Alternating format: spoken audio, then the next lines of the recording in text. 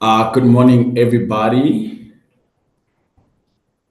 Yes, we're live. So my name is Letabo Mpomukwena, and I'll be facilitating today's webinar, which I'm really excited about because it's something I'm specifically and personally passionate about. So a brief background about myself. I'm happy that I'm being joined by also a couple of great speakers and great entrepreneurs also in their own right. Who will be introducing themselves. But I'm the founder and CEO of Workfresh, a sneaker cleaning business. Actually, I started business in 2015. Started Workfresh in 2015, and this year, early this month, we celebrated our 9th year anniversary.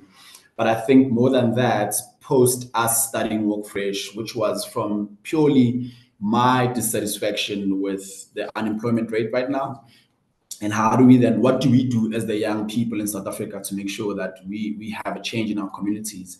I'm originally from Davidson, and that's where everything started. But more than that, I think I've also, based on today's topic, right? As I said, I started the sneaker cleaning business, but based on today's topic, I think I also want to share a bit more on what else we do, which is an institution we founded with my team 3 years ago. We call it Soul Survivors, right? And in me starting the sneaker cleaning business, I used to get a lot of inboxes, emails, WhatsApps, and calls from young people across the country who are saying, "Hey, I also want to start a sneaker cleaning business. I also want to start this thing in my community. I also want to create some jobs for myself and also for the people in my community." And I think that's what Workfresh was founded on, trying to create employment. But more than that, as I started being an entrepreneur and going deep into it and going through the hurdles, I realized this could help a lot of people. So we founded Soul Survivors. And what Soul Survivors does is an entrepreneurship development program. And we're calling it a school because that's the end goal, right? But the idea behind Soul Survivors is how do we then equip these young entrepreneurs who were Letabos 9 years ago today, right? To say, if Letabos walked this journey for 9 years, how can we make this sneaker cleaning journey for you or sneaker cleaning business journey for you maybe 5 years instead of 9, and just sharing those codes and sharing those resources that we've had. That's why I'm saying this webinar speaks a lot to that. And I'm looking at some of our speakers today. A lot of them have a very strong educational background, which I also believe is very important in entrepreneurship. I don't believe this popular opinion of how a CEO dropped out of varsity or of college. That thing normally applies in the States, and we can all agree with most states, and that's why I'm saying I'm really happy to see a lot of young people who do have educational backgrounds, although we do acknowledge that it's not that easy to get a post high school, post college education. But I think education should be the fundamental requirement for entrepreneurship, right? So without going any further into that in my background, I'm sure if people have Q&As on my background, they can DM me on Instagram.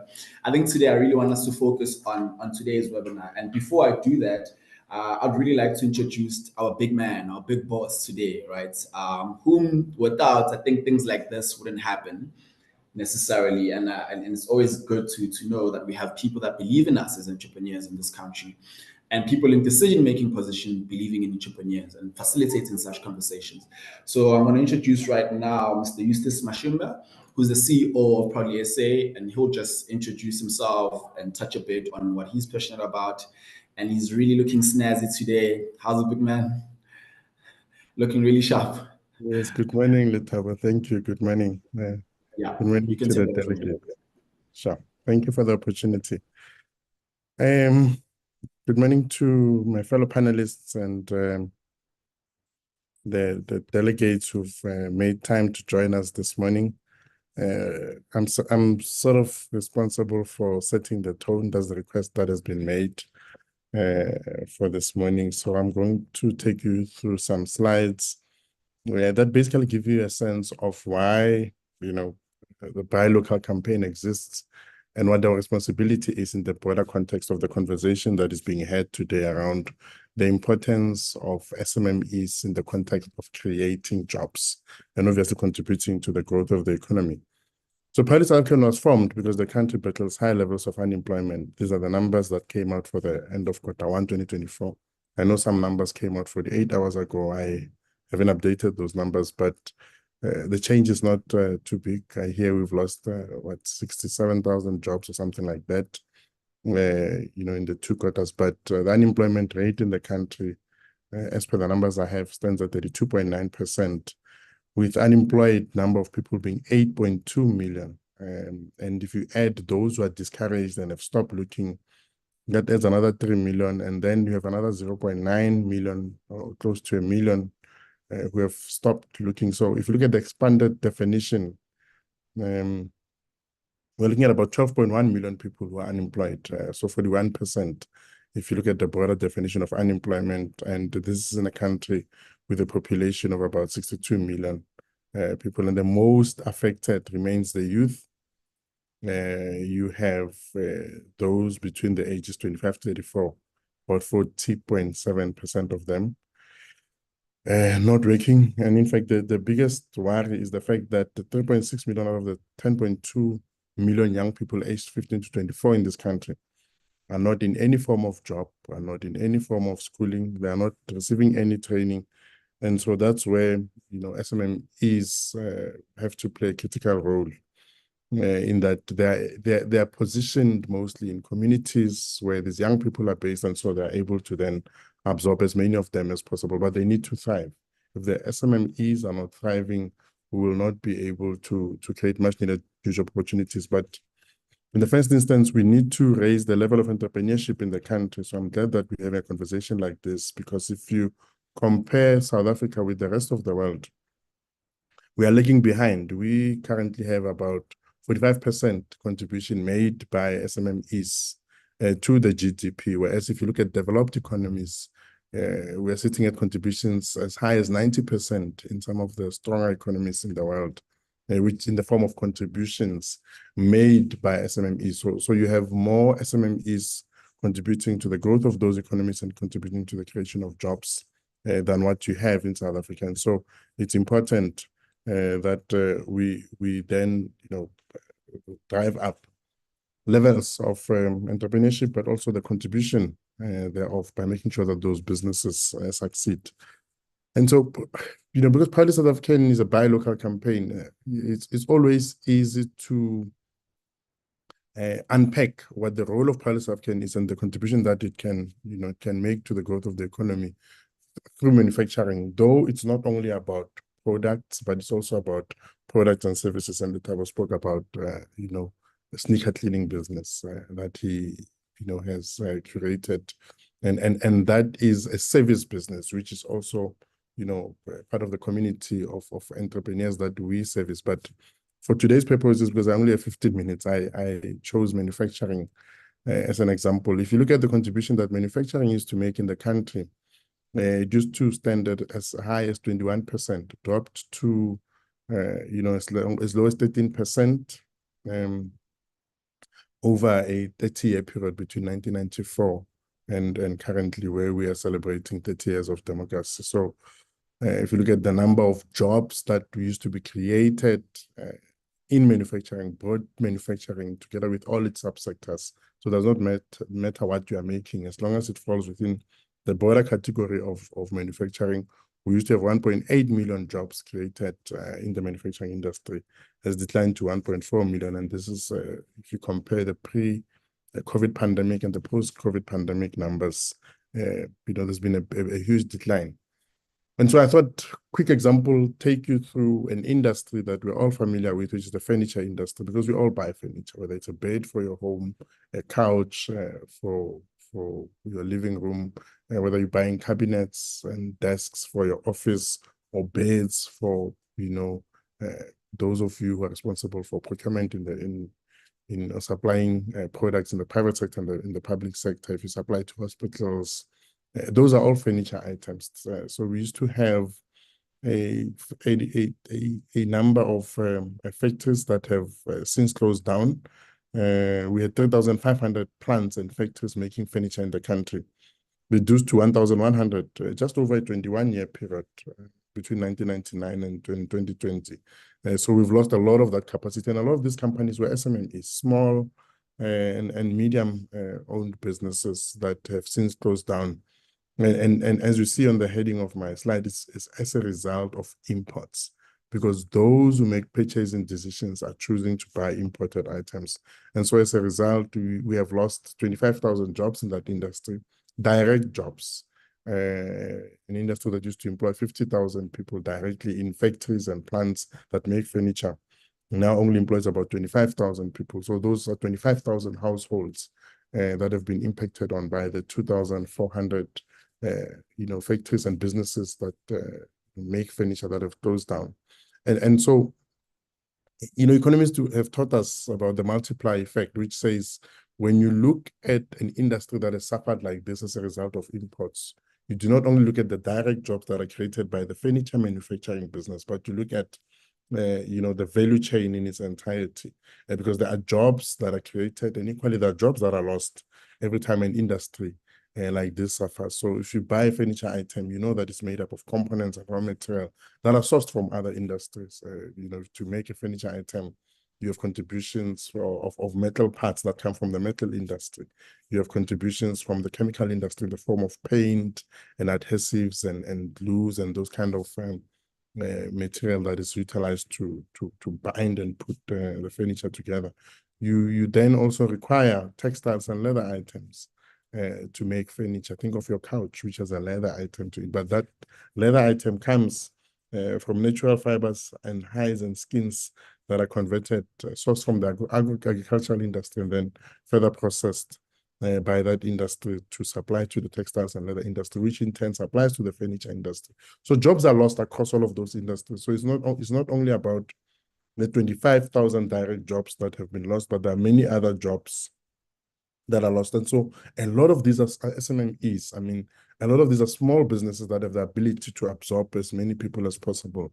And so when you next make a purchasing decision for your business, think about the impact of your purchasing decision on a fellow SMME, on another business that has the ability to create jobs. So as a campaign, our role is therefore to ensure that if anyone is making a purchasing decision out there, they choose a locally made product. And this phenomenon of buying local exists all over the world. It's not unique to South Africa.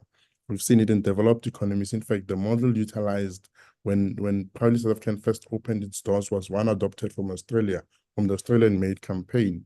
If you look at the economies like the United States of America, as far back as 1933, they even came up with legislation to support their economy. And we know that they're also as high as about 90% in terms of contribution made by SMMEs to that economy. And so it shows you that if at a macroeconomic level, they even have legislation driving the buying of whatever products they make in the country from companies that make those instead of buying from importers. It shows you how important localization is. And some of the benefits, like we've touched on, and which is the reason why we have this conversation, the benefits of buying local includes, those companies can create jobs as we buy from them, and they need to meet demand from the customers that they will have attracted. They will then be able to create new job opportunities. Those young people who are then absorbed into those businesses will then get an opportunity to acquire skills.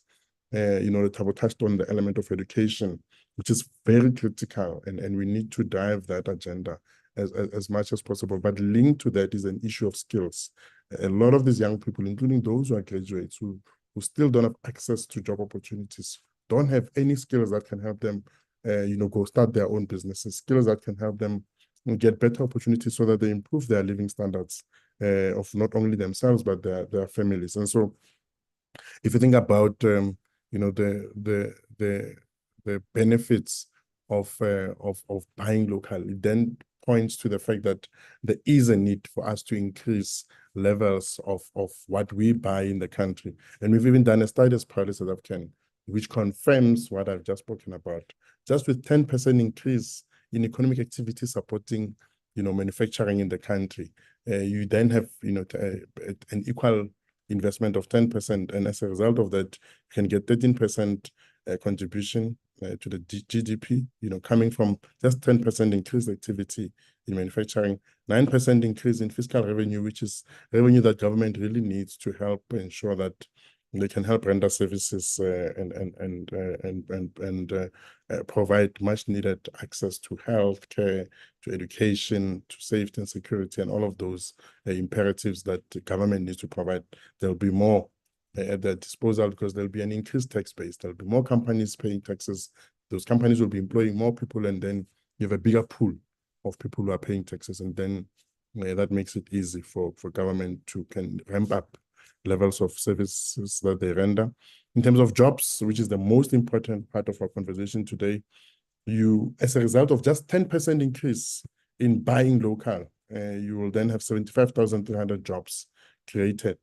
And that translates to about 8% increase in employment creation. So 75,000 jobs in manufacturing, but because of the value chain and the multiplier effect I spoke about, the manufacturing relies on other industries for raw materials and components. And so you'll have an additional 11,500 jobs in mining and 10,000 jobs in agriculture. So 8% increase will come from 10% increased activity in terms of what we buy locally, which will then drive investment. So imagine if we invested 20% more, if we bought 20% more.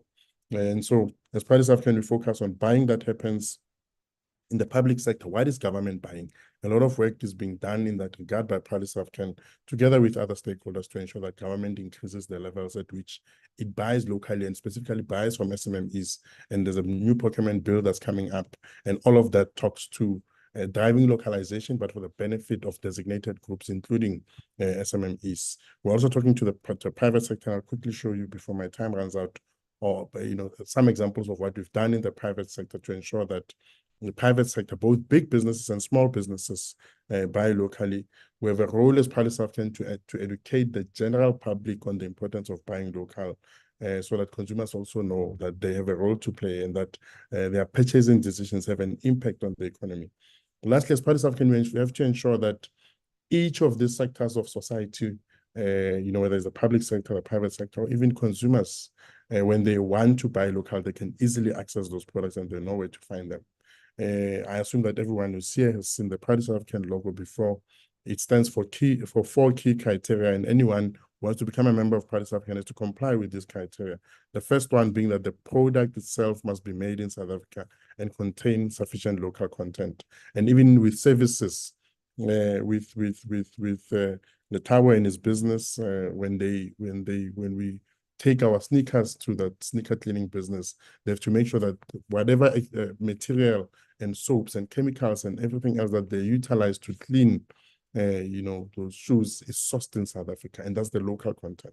Source locally to render services. If you're a manufacturer, source your commodities and raw materials and components locally, such that you support the other industries. And we have a requirement that says at least 50% of what you require to produce that business, or at least 50% of the cost of producing that product, must be sourced in South Africa, so that you tick that box, that local content box. And the only reason why we're not saying 100% is because we understand that in some instances, those raw materials and commodities are not available in the country. The second thing that is important is quality. Members of Private South African, whether they render services or provide products, have to ensure that they comply with the highest quality standards that are set out in those industries, and the requirements for the respective industries in which they're operating their businesses. The other two are softer issues, but important. Companies that affiliate with us have to ensure that they help us preserve the environment, and that they treat their workers fairly in accordance with the labor legislation. I want to quickly skip this and focus on the fact that as a member of Private South African, you then have access to an array of benefits. And the first of them being that you are able to utilize the logo on all your products, on all your leaflets, on all your website, and everything else that you're utilizing to identify your company and your offerings. Telling consumers instantly that the product that they're buying is of a high quality nature, and secondly, that it's made in South Africa or supports the economy of the country. Hence, the logo, having the colors that resemble the colors of the flag of the Republic of South Africa, and that tick tells consumers that it's a high quality product. But what is important for you as an SMME is the fact that as you run your business, you want access to information, to ways in which you can comply with tax, to services that will help you, improve on your productivity, comply with whatever requirements are there. But most importantly, over and above, more important than even the funding itself, is access to markets. If no one buys from you, it defeats the purpose. And Private South African sits right at the heart of this support ecosystem for SMMEs, where our role is support locally made products, even if they come from new products, from new entrants who are launching new products, as well as transformed entities. So at a high level, quickly, because I'm out of time, Party South African has an array of access to market platforms and benefits. And these includes, e-commerce platforms. The advent of buying online and shopping on online platforms has grown so much that as Party South African, we have formed partnerships with all of these platforms that you see on the screen and many more, including Takealot and others, where as a member of Party South African, you can list there at no cost, as opposed to any other SMME that needs to pay to list their product, get favorable rates in terms of the commission that you give up, etc. And this is not only for business to business, for business to consumer products, but we've also have B2B platforms where as a business can sell to other businesses through some of the online platforms that we've partnered with. We have created portals where members of Party South African can be listed, and they can be found by buyers from big business and from corporate South Africa. We buy space at expos and markets for our members to go and showcase and sell their products. We take our members to platforms where we know buyers will be going or consumers will be going. And usually sector specific. If you're a company in the furniture space, we'll take you to Decorex as an example. It's obviously on a first come, first serve basis, but we carry the cost thereof. So we've done what we can to ensure that Party South African products can be found, by those that are looking for those products, and that they can be accessed. And we have done a lot of work through a campaign known as Will You Commit to Job Creation.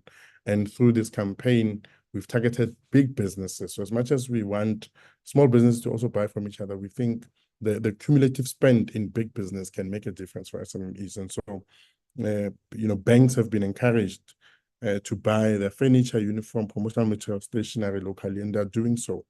Schools, and these are privately owned schools and independent schools, have been encouraged to buy what you see on the screen. Same for privately owned hospitals, automotive and car manufacturers, or those who assemble cars in the country, have been urged to look at SMMEs that will supply them with some of the components they require, the uniform for their staff, as well as some of the machinery, which is made by some of the medium businesses in the country. Retailers have been asked to give shelf space to SMMEs.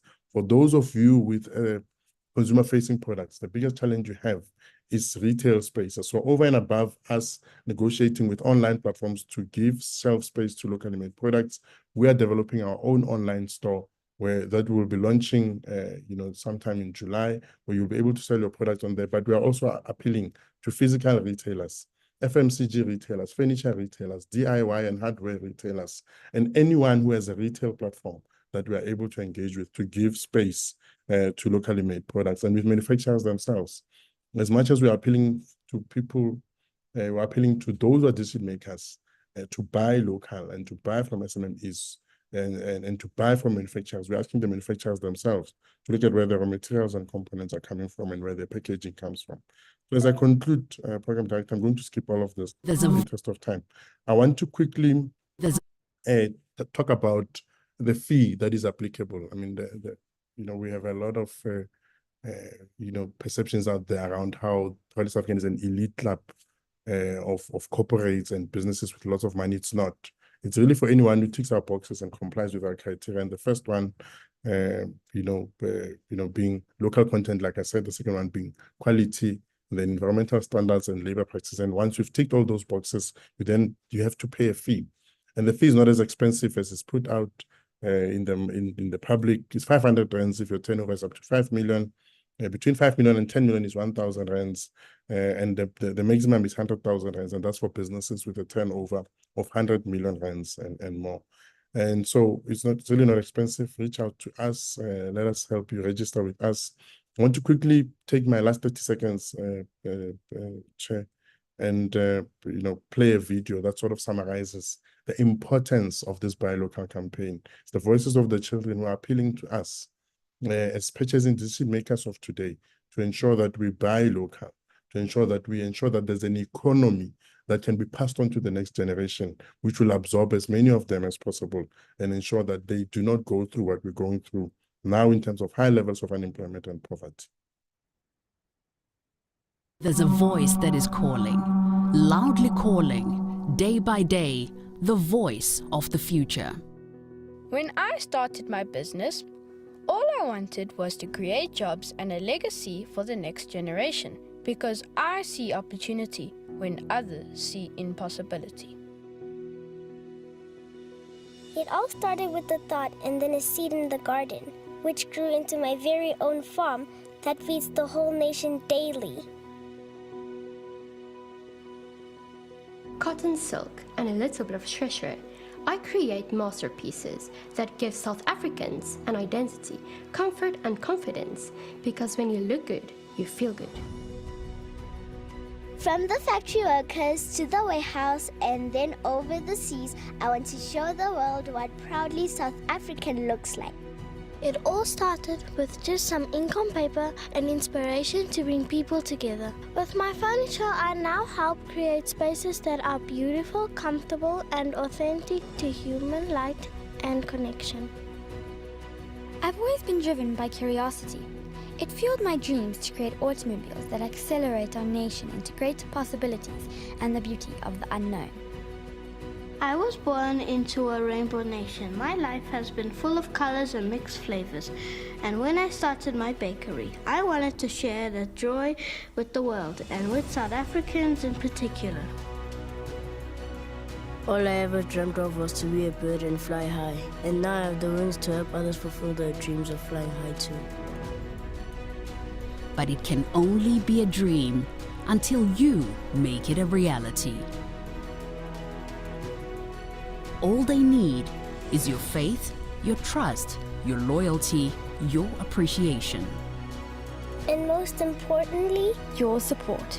because supporting local businesses Helps create jobs And secures our future.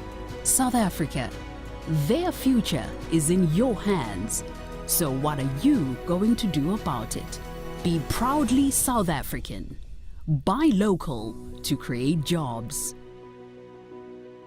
And that's our appeal to a broader public. And if anyone wants to join the movement, if any SMME wants to benefit from our access to market programs, please contact us, info@proudlysa.co.za.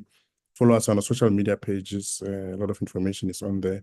In fact, on our website, there's a tab, membership tab, where you can go and register yourself, or call us 011 778. So thank you very much, Program Director. I appreciate the opportunity given to me this morning.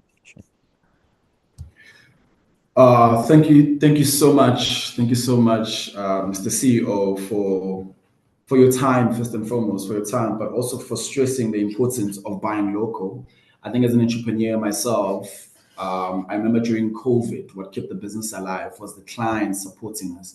And I actually like specifically that you chose to speak on manufacturing, because we strongly believe also as young people that manufacturing will allow us to create the jobs that we need, because right now with the high unemployment rates we're facing, we really do need job absorbing industries, right? Similarly with us at Workfresh, we manufacture our own detergents and making sure that all of those raw materials are sourced locally, and now we have a whole pipeline of jobs that are created through our manufacturing wing. So thank you so much for that, Mr. CEO. And I think one more point for me, I do appreciate you acknowledging that we have to upskill the youth. And I think this is what today's webinar is on. I think this is what today's webinar is on how do we then upskill these young people who are already trading, who are already at the street corner, selling magwenya at the robots here in Rosebank, or all those things, right? So I completely agree with that. Without taking any further time from the program, I'd like to introduce our next speaker, Abuti Makama, who is the Director of Innovation of Gas Innovation Hub, which is also something I'm very passionate about, innovation hubs in the township, because that's where the economy is bubbling up. There's a big economy bubbling up there, and it always gives me pleasure to watch programs like this, to watch initiatives like this. So without taking any more of your time, Abuti, I'm going to ask you to introduce yourself. Once again, we have an academic with us today who's prioritizing youth entrepreneurship in the township. Would you please take over?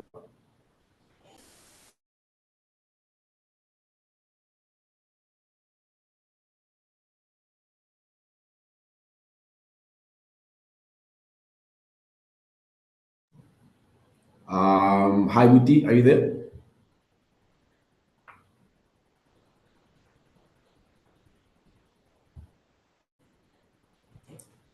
Yeah, we lost him. He was on and then he was off. We lost him. I saw him. I saw him. Okay, maybe we should give him a bit of minutes, maybe seconds, because I saw he was online, and I think, yeah, and I think more importantly, today's webinar is also centered around what skills and what tools can we give to our entrepreneurs, right? But before we even talk skills and tools, I think it's also important to make sure that these entrepreneurs are registered, if anything, right? Having spoken about the township economy and township entrepreneurs right now, I myself, as a person who owns a business in the township, a lot of the businesses and my peers in the township businesses are not registered. And I think this is my way of introducing our next speaker. We'll ask Abu Mudi to move after this. But I was happy to see our next speaker on the list of panelists, because as young people, we always look for opportunities to engage such institution, which is the CIPC, right? And if you're an entrepreneur and you're not familiar with the CIPC, this is the moment. This is the moment you've been waiting for, to familiarize yourself with that. And I'm going to introduce with us today Shanine Kelly, who's going to be touching base with us today and speaking a bit more on the offerings that young people, not even just young people, but entrepreneurs can access through the CIPC. And once again, she describes herself as an education specialist, which I'm also really happy about, because like I said, it seems like an anchor today is education, but not just education, entrepreneurial education, which I really think is important. So with that also taking time from you, Shanine, I'd like you to introduce yourself and tell our audience today about the offerings at the CIPC, which I really think it's important. And I really think every entrepreneur in the country must be able to familiarize themselves with that, because if we can't register our businesses, then we are unable to track the success or the failure of our entrepreneurs. So you can take over from here. Good morning. Thank you so much for that very enlightening introduction. Yes, I'm going to show you all how to register your business. I'm actually going to tell you what CIPC offers its customers or its citizens, and how easy it is to access this information.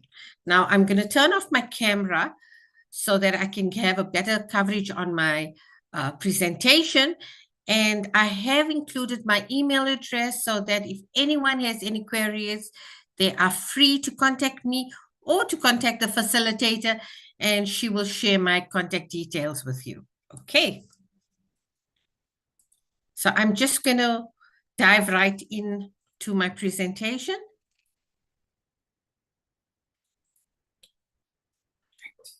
As I said, my name is Shani Kelly, and I'm an education specialist at the CIPC. I work at the Corporate Education and Compliance Unit. So not only will I be able to tell you all about how to register your company, but I can share in other presentations to you on how to do director changes or just governance and compliance on being a director. Okay? Now, the aim of my presentation and the purpose of it today will be a brief introduction on CIPC, the CIPC's objectives, the benefits of having your business registered, fake CIPC agents, CIPC's service platforms, our query resolutions, that is, if you have any inquiries, or our access channels, and even our self-service centers. The offerings that CIPC gives to its citizens, BIS portal, name reservation, company information, annual returns, and Learn IBIS. I know it sounds like a mouthful, but I promise you, I'm going to be very, very brief and to the point. Okay. CIPC was brought into existence by the Companies Act of 2008. In terms of Section 185, subsection 1 of the Companies Act, the Commission is established as a juristic person to function as an organ of the state within the public administration, but as an institution outside the public service. CIPC stands for Companies and Intellectual Properties Commission. We are divided into two sections, business and intellectual property. Now, on the business side of CIPC, we have the corporate regulation, which consists of companies, cooperatives, and CCs. And then on the intellectual property sides, we have innovation and creativity, patents, designs, trademarks, and copyrights. CIPC's objectives is to the registration of companies, cooperatives, and intellectual property rights and the maintenance thereof. Disclosure of information on its registers, enforcement of the relevant legislations, promotion of education and awareness of companies and intellectual properties law, licensing of business rescue practitioners, monitoring compliance with and contravention of financial reporting standards and making recommendations thereto, reports, research, and advice to the Minister on matters of national policy relating to company and intellectual property law. Now we come to the benefits of having a registered business. Limited liabilities. Directors and shareholders are not personally liable for claims made against companies or their cooperatives. Now, with this statement, it does not mean you will not be liable. You will still be liable as a director of the company, but you will not be liable in your personal capacity. This means that your creditors will not come to your house and take your chairs or your sofas or your vehicle or any of that sort. So you can rest assured that no one is going to knock on your door. However, they will be able to go through the court system, the court of law, and hold you responsible as a director of the company. Please note, it is so important to understand your responsibilities as a director so that no one can put a claim against your company for any fraudulent activities. Okay. Now, your company can exist indefinitely. If a director or shareholder dies, the business can still continue. What we can do is a change of directors. So your company has an indefinite lifespan. Contracts, tenders, and support. Businesses can apply for government tenders, government contracts, and even government support in the form of incentives. So that's a very good advantage. It looks more professional to do business under a registered business name than under an individual name. Also, your business is protected against the Companies Law Act. You may also get tax benefits. Depending on the turnover rate for your company, you may get a lower tax rate than that of an individual. Fake CIPC agents and registration. CIPC does not have agents. Third-party service providers may assist companies with CIPC registration, but they are independent from CIPC. The majority of these service providers are legitimate and provide service in an ethical and honest manner.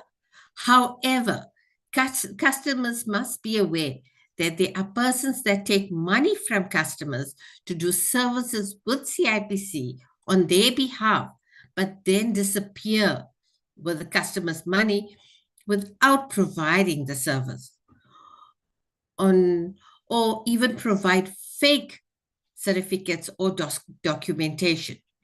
It is therefore important to make sure that the service provider is legitimate. CIPC charges prescribed fees for services. However, third-party service providers charges additional fees to do the services on behalf of the customers. Now, CIPC service platforms. CIPC has a number of platforms to provide customers with a choice of how they prefer to apply for services and to shorten service delivery time. Platforms refers to online or internet systems used to apply for services and share information. Now we have the e-services, which is found on the CIPC website. We have BizPortal, which is found on bizportal.gov.za. We have our service center, self-service centers, which are found throughout South Africa.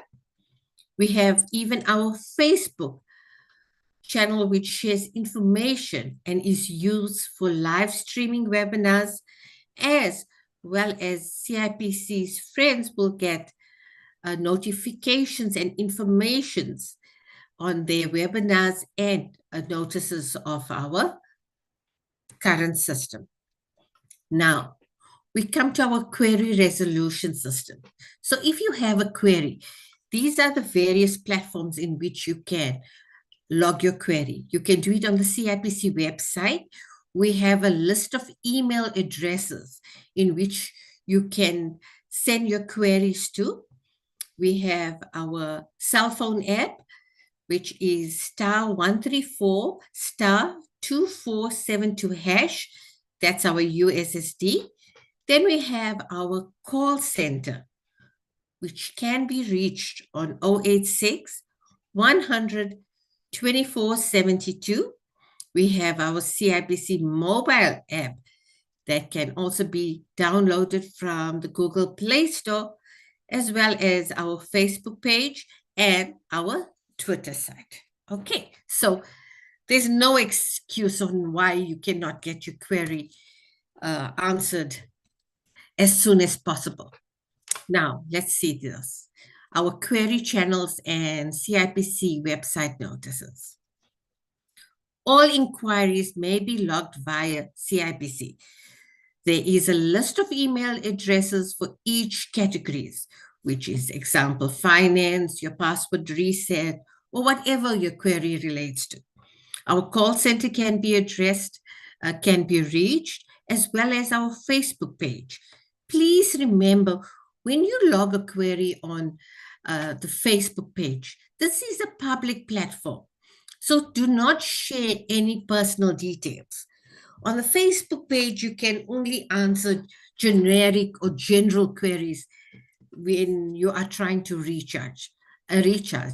Otherwise, personal queries, please use the other platforms to direct your queries. CIPC's notices.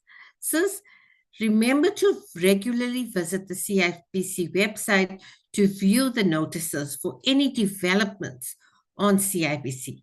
For example, if we are offline or if Home Affairs are giving us challenge, it will always be on our website under notices. Now, with regard to our service access channels, you have your BizPortal in which you can access our services. Then you have our e-services, which you can access through our website or via the e-services website.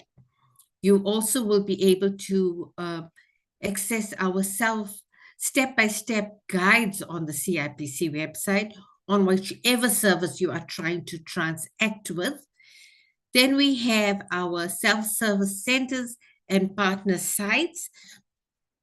Their addresses are on the CIPC website. I have attached it, but I'm sure it's very faint and you would not be able to clearly see it, but it is available there, or if I share my presentation with you. This is more of a detail of how the addresses are. Okay. Now we come to the offerings of services that you can get at the self-service center. We have customer registration and password reset. We have the name reservation and company's name changes. So if you want to do a name change, you can go to our self-service centers. Our private company registration, that means a company that has a standard MOI with a maximum of 3 directors, as all directors need to be present. However, this function only caters for South African citizens. Directors and member changes, BBBEE certificates for exempted micro enterprises, that is businesses whose turnover is less than 10 million, with a company registration or by submitting your annual returns. No fees or accountant letters are required. You can do your annual returns as well as make changes to your financial year or your company's address. You can even register non-profit companies at the self-service centers. So let me tell you a bit more. Our self-service centers is an office that has terminals in which you can go and transact with CIBC. But you do not need to go all of the way to an office. You can still do it at the comfort of your own home 24/7 by just logging on to either BizPortal or the CIBC e-services. Okay? These are all the offerings that CIBC offers. If you go onto our webpage, you will be able to see this. This is just a screenshot. We have company registration, amendment of our company directors. So if you want to change directors, you will be clicking on that icon. You can even do amendment for your CC members. Now remember, CCs are closed corporations. You cannot register any new CCs. However, you can maintain your existing CCs, right? You can do name reservations. You can file your annual returns, which needs to be filed once a year. If you have a CC and you want to change your accountants and auditors, you can do that as well. You can do your director changes. So there's various icons here which can assist you.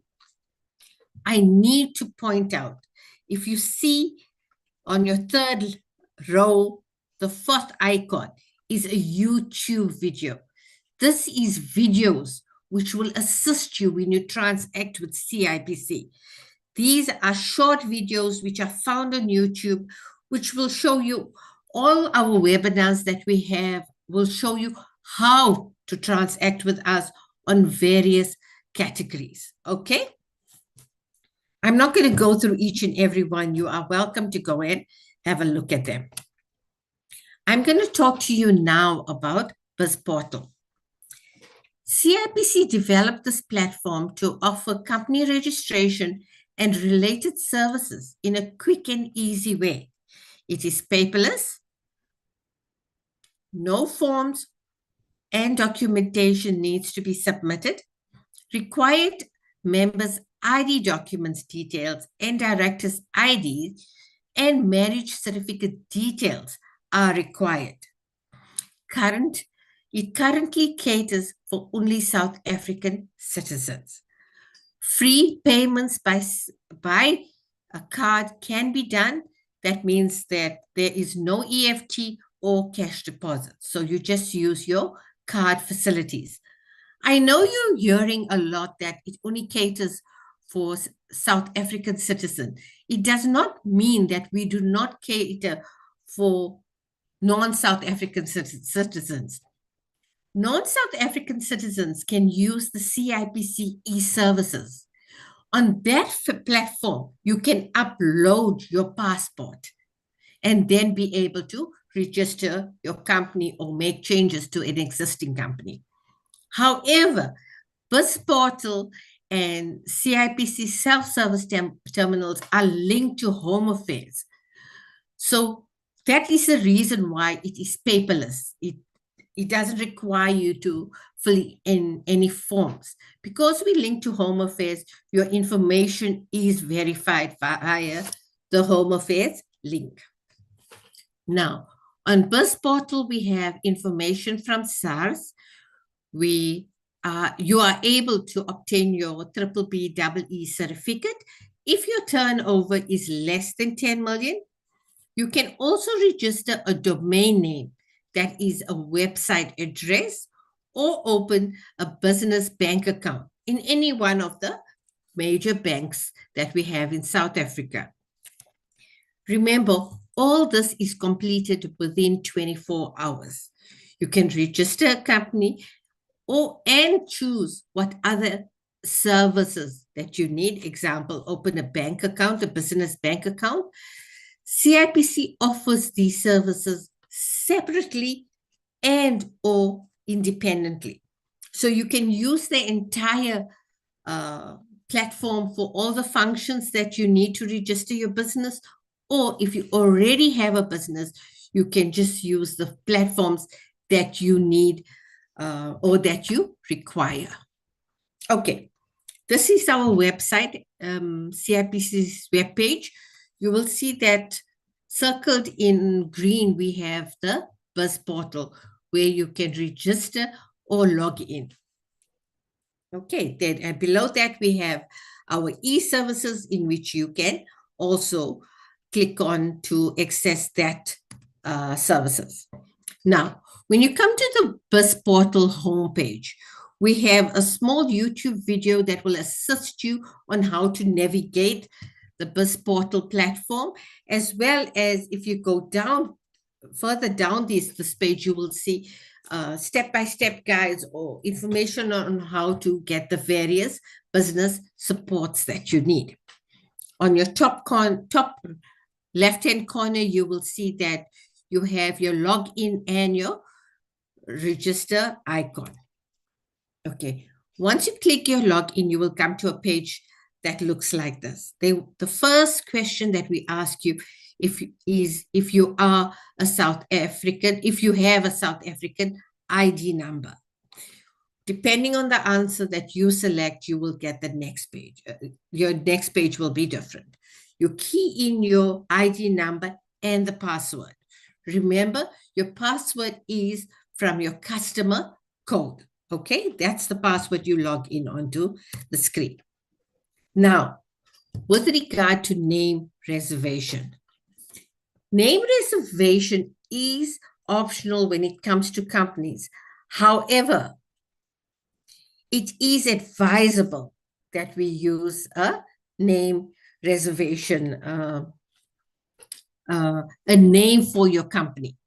The cost of a name is only 50 Rand. To reserve your name, cost only 50 Rand. Name reservations can be done before applying for a company registration or during the process on BIS portal. If not reserved beforehand and the name chosen during the process is not available, then the company registration number will also be the name of the company.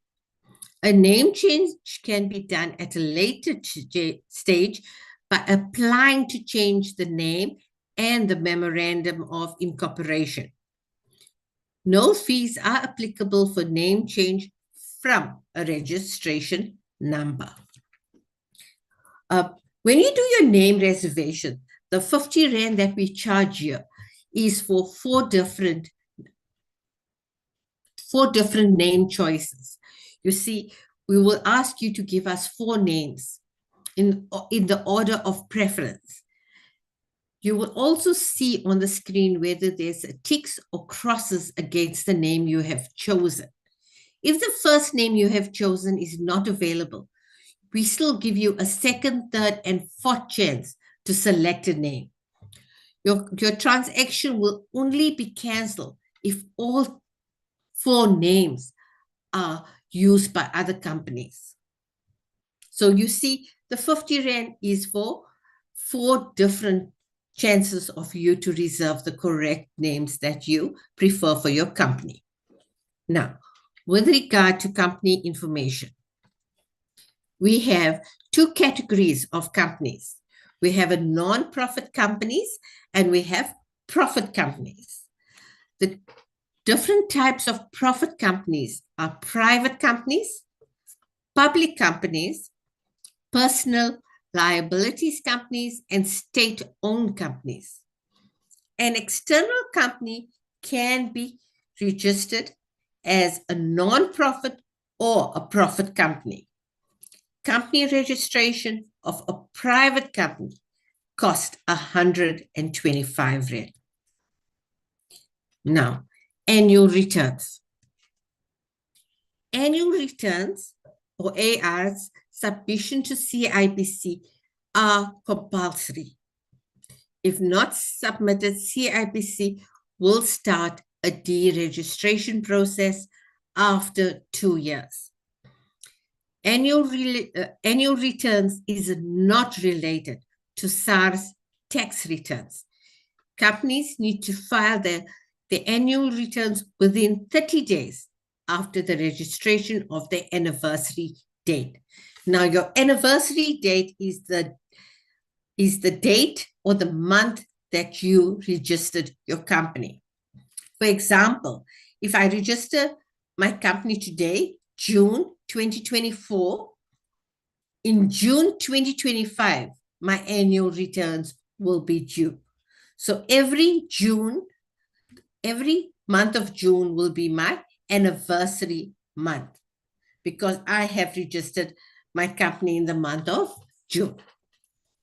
Now, the calculation of your annual returns can be done on BizPortal, on the CIPC website, through e-services, through your cell phone by dialing *134*2472# with the CIPC mobile app, which you can download, or at the self-service centers or our partner site. So you see, we have various options in which you can transact with CIPC. Now, your annual returns fees. This has been effective from the 1st of May 2011, okay? If your turnover is less than 1 million, your annual returns will be 100 Rand.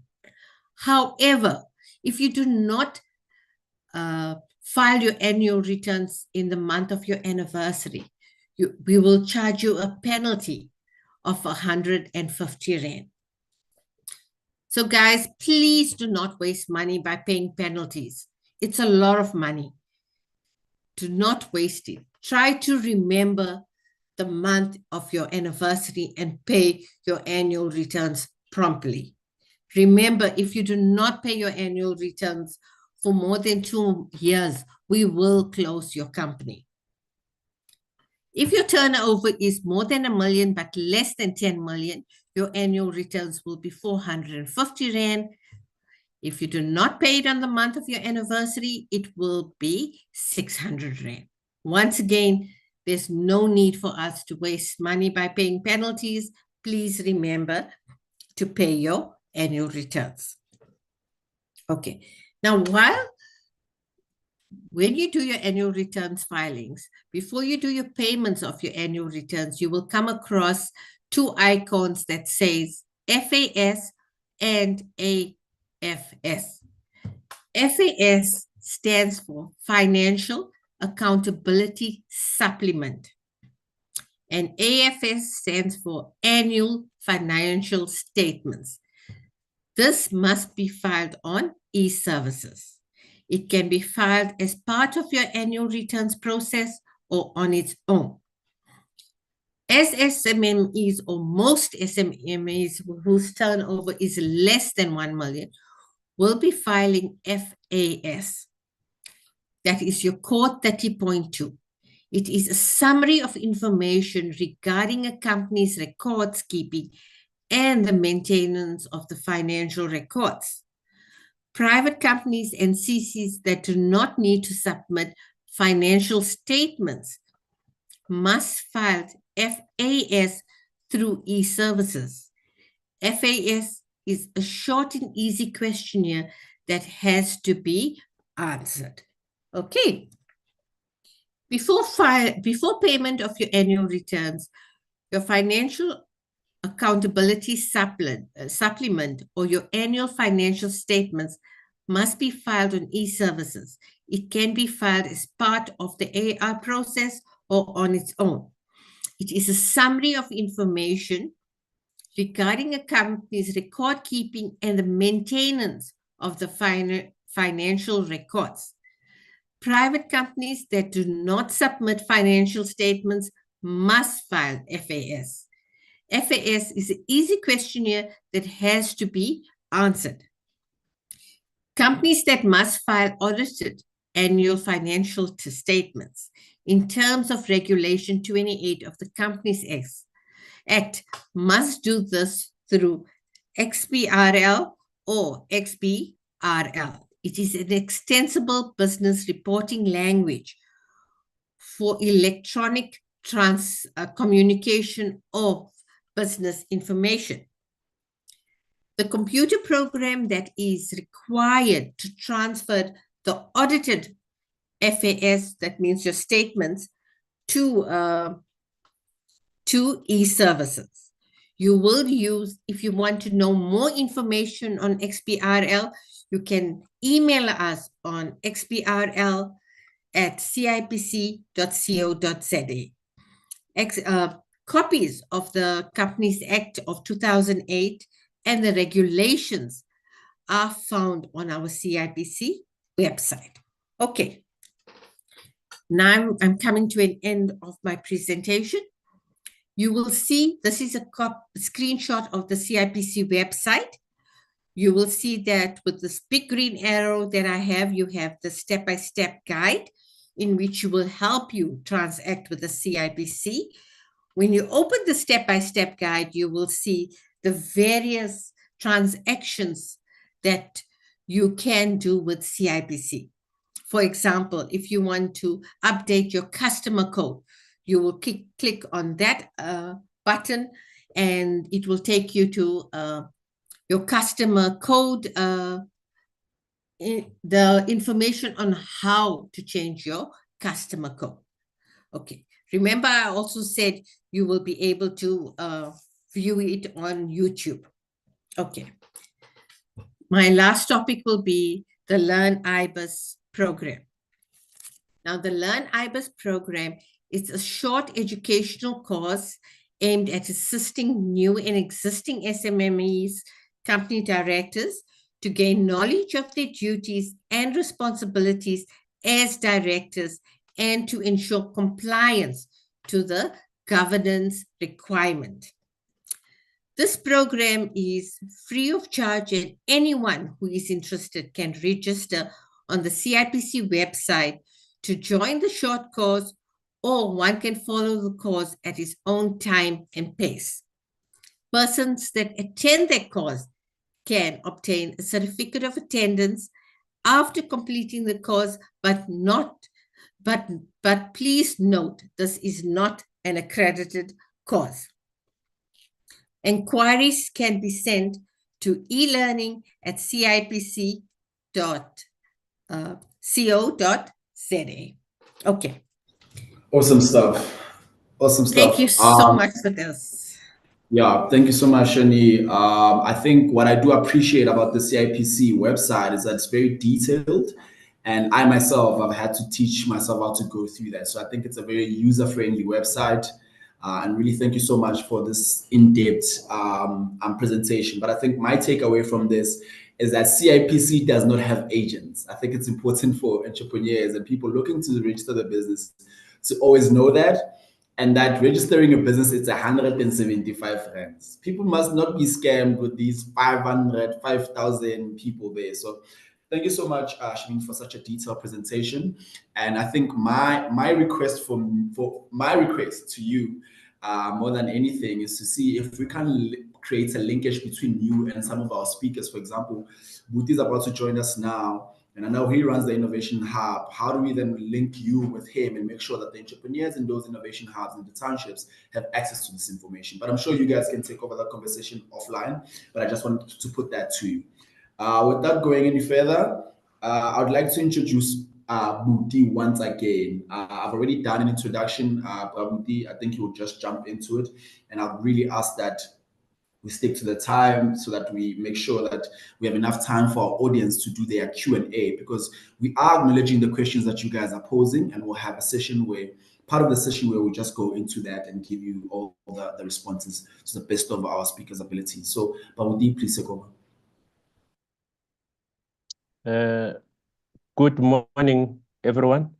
This is Puti Makama. I work at the Innovation Hub in a program called Ekasi Labs. And I'm here to present about the entire Innovation Hub and not just Ekasi Labs. And I'll be focusing mostly on the incentives that we have as the Innovation Hub. And I'll be taking you through some of the points and the incentives that we have here at the Innovation Hub. I'm having a bit of a challenge to share on my side, but otherwise I'll still be able to present. And are you able to see my screen on your side? Not yet, but I'm sure. Not yet. Not yet. Can you please try again? Okay, just 1 second.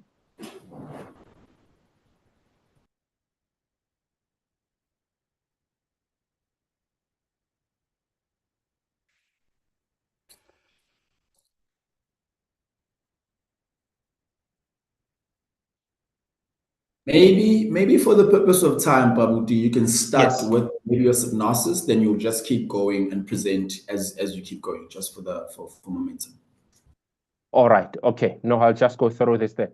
So I'll just provide a brief background as well, because many people, especially the ones who stay in the townships, would know the Innovation Hub for the Ekasi Labs program that we have rolled out in 14 locations across Gauteng. So essentially all the 5 corridors from the Vaal right up to Mabopane, we and every place in between has an Ekasi Lab where we provide hot desking services. That is where entrepreneurs are able to come in and find fully subsidized high-speed internet that is provided by Gauteng eGov. And there's also hot desking where they are able to come in and host their meetings. We provide that too. And that is also where they are able to come and meet their clients as well as their mentors, which is another service that we provide to entrepreneurs. Press 5 to go to the previous voice message deleted.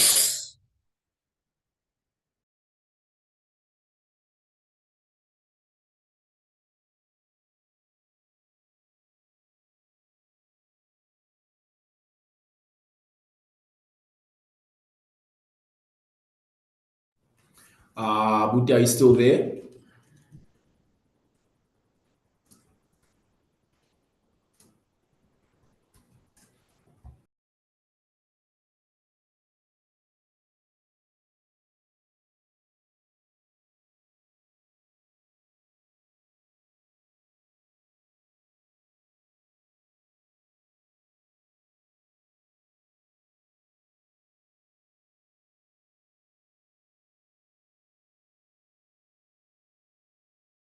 Okay, yeah.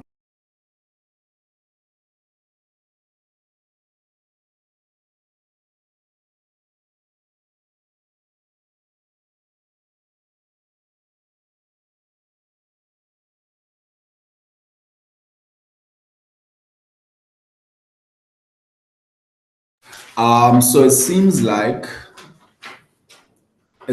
we've lost Buti once again.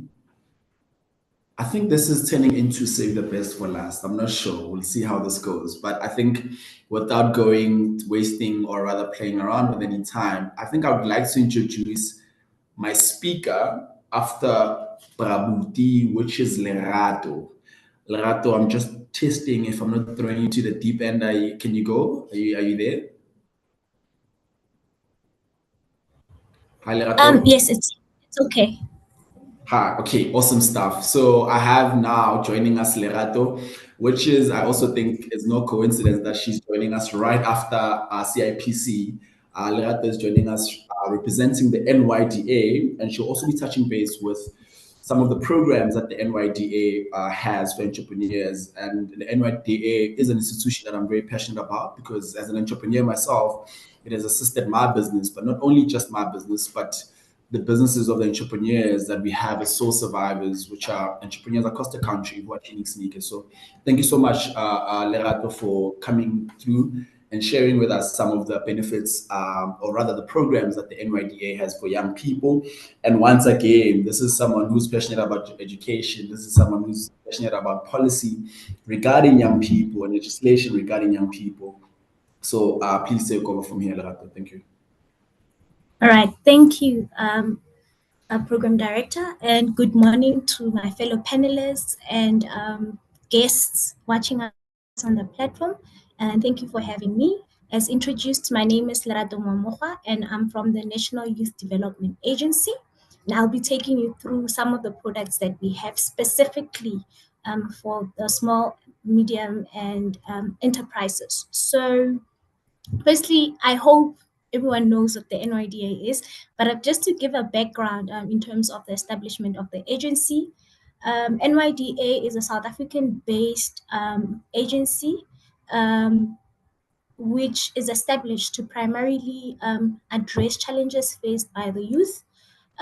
This agency was established through the Act of Parliament, Act 54 of 2008, and our mandate is derived from different legislative framework, such as the NYDA Act of 2008, Act 54, the National Development Plan 2030, the National Youth Policy 2030, and also the approved Integrated Youth Development Strategy 2022 for 2025. Our area of focus is youth development with its many facets. It's quite a complex and big thing. It's not one size fits all because we understand that the youth in general is not homogeneous. We have different needs, and we also are doing different things in different sectors. So I would like to take you guys through what we have. I'm going to take you guys through 6 of the programs that the NYDA has. I hope you'll learn something. The first one is Life Skills Training Program, which is meant to capacitate young people to meet the challenges of everyday life, including coping in the workplace and work environment and those running their own businesses. I think one of the biggest challenges, according to research, basically, is that there isn't enough entrepreneurial, there is lack of entrepreneurial skills, and that's why a lot of entrepreneurs fail. So the NYDA is also in a great sense trying to rogue in young people, create interest, but also by capacitating them and creating platforms in which would allow them to improve their entrepreneurial skills and go and conquer the world. The duration of the project, of the Life Skills and Training Program, takes about 2 hours to 5 days, depending on the modules that the applicant has selected. And then, going to skip this one, we have the grant program. I think this is the most what we are basically famous for, which is designed to provide young entrepreneurs with an opportunity to access both financial and non-financial business development support services to enable them to establish or grow their businesses. The grant program is specifically designed for South African citizens within the ages of 18 to 35. If you're above the age of, or you're turning 35, you must apply when you're 34 and 9 months, so 3 months prior to you being 35, then your application will be accepted. But once you reach 35, then you will not qualify. Your business must operate within the borders of South Africa, and you must be adequately involved in the day-to-day. So we also do not, our programs are not designed for people who are basically employed. It is also not designed for people who've got a bad credit record.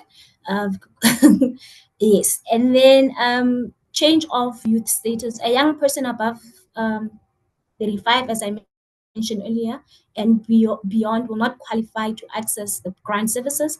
And a young person who's about to turn 35 must apply 3 months in advance in advance, and the branch must also verify that. And then we've got grant thresholds. Like I said, we are not the same people. Our businesses are not operating at the same level. There are people who are starting and who are also not registered. There's a threshold for them, which is 10,000, starting from 1,000 Rand. Even those who are registered do qualify for this particular program. Then we've got the second threshold, which is from 10,001 Rand up until 50,000.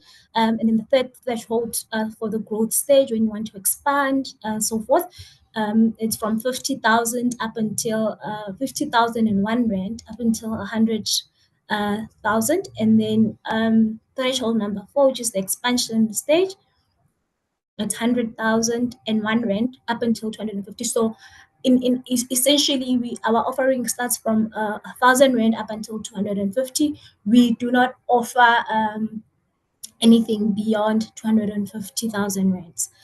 But there are other DFIs who do that, but I'll mention that at the end. Now, we also have non-financial support for youth in SMMEs, because we also understand that sometimes businesses do not want money, or sometimes you do need money, but it is difficult to decide how, where, what is what. And second to that is that beyond also needing money, there's a great need to essentially prepare you to run your business on the administrative side, because being an entrepreneur is beyond coming up with a program. I mean, coming up with a product or a particular service. It also involves there's an administrative hustle to it, that your papers must be in order, you must be able to do your taxes, you must be able to present your product, your service, your brand, and all those things. So our non-financial support services include business management training, which is a prerequisite. So before you can actually qualify for the grant or voucher program, you would then need to go through the business management training program, which offers different modules, and they'll take you through them for about a week, where you learn a lot about the administrative needs of a business for it to thrive. And we've also personally, I've never come across a young person who doesn't come back to me and say, that was a waste of my time. I'm always getting great feedback, and I think that's also great. And I would advise our guests here to apply for the business management training, either online or they can visit our branch offices across South Africa. And then we've got business consultancy services, which is the voucher program. We've got mentorship. You can apply to be a mentor, or you can apply to be a mentee. We've got market linkages programs where we are able to, for instance, it has the same viability as Proudly South Africa, where we are able to put you in spaces that allows you to do your business. Then we've got youth cooperative development programs. The business management training is designed to support young entrepreneurs in the following stages of the business. One, to generate your business idea. This would be for people who do not have, who have not put their thoughts together and were unable to design a business idea, that is coherent. They help you with how to start your business, and then this course enables potential entrepreneurs to develop a bankable business plan and enhance skills and knowledge in that particular area. And then it also improves your market buying and stock control. There is the human resource aspect of it and the productivity aspect. And then the voucher program is a business support program aimed at assisting young entrepreneurs by providing one-on-one business development support.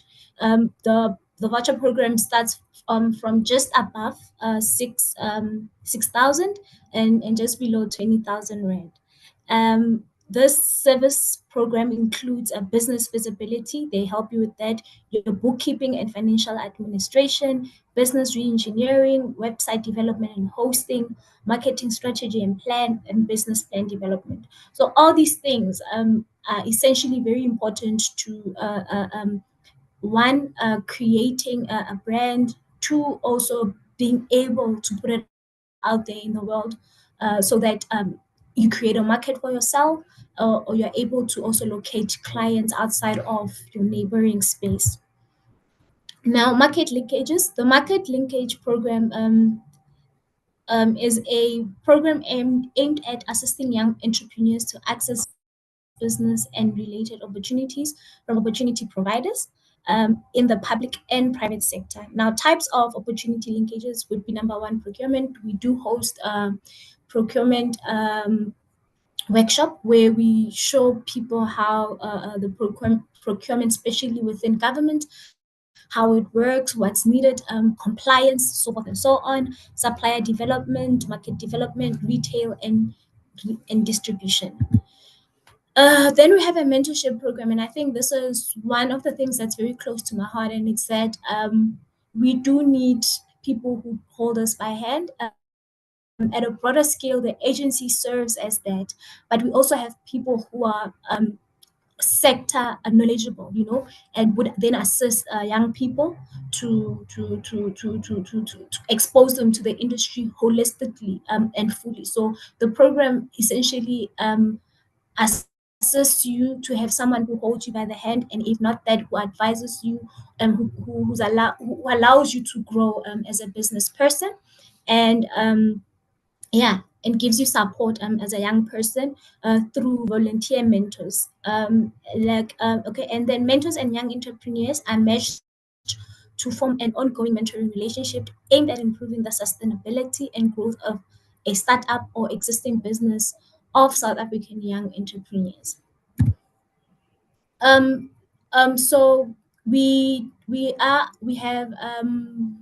almost at the end. We have how you can access our products. You can go to www.nyda.gov.za. On the website, there's then something that we call the ERP, where you're able to register through the enterprise resource planning, and the thing that you must register for must be the business management training program, so that you can also have access to the entire all the programs or offerings that the NYDF, like the business management. You register for the business management training, and then you're able to have access to the grant program, mentorship program, voucher program, market and mentorship programs. And then our products and services inquiry on ERP. You can access the NYP, you create a profile from there, and then you inquire about products and services. In this case, grant funding and inquiry. You select the nearest NYDA center on the portal. You click to see different contacts and locations of the NYDA centers. The link is attached at the bottom. But then again, you can also find us on WhatsApp at 064 758 5058. Again, I'll say it again, 064 758 5058. And then you can also call us at 0800 585858. 0800 585858. But I'd also like to add that, like I said earlier, that NYDA is a DFI focused on youth development, but we also have programs. We partnered with a Gauteng Enterprise Propeller, where it looks at partial, because we do grants. NYDA doesn't offer any loans, but GEP and NYDA is partnered, and we are giving out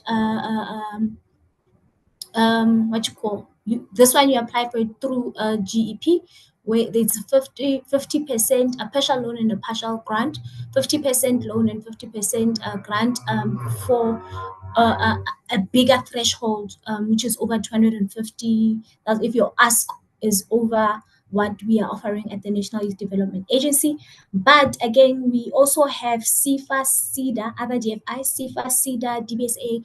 All these DFIs have specially curated programs and products for young people, and they need to access them, because I know for certain that they do not reach the targets that they have because young people are not knocking on their doors, and we need to see more of that happen. We've got the DTIC, which has an industrialist program that I think we also need to take advantage of. We must also, through Proudly South Africa, take advantage of Proudly South African, take advantages of partnerships that government has, such as of multilateral and bilateral relationships that they have, such as BRICS, your African continent trade agreement, and then we must also remember that South Africa is the second country globally to host the biggest number of embassies. So meaning South Africa exists even outside of South Africa, and as we're growing our local economies, we must take advantage of what's happening globally. And I would like to thank you guys for giving me a few minutes, and I hope, Program Director, I'm going to get a prize for finishing within the time given. Thank you. I was actually about to ask you to send us through some grants for some of our proudly South African members who are in this audience, but I'm sure we can negotiate after this. Thank you so much for such a precise and very detailed presentation.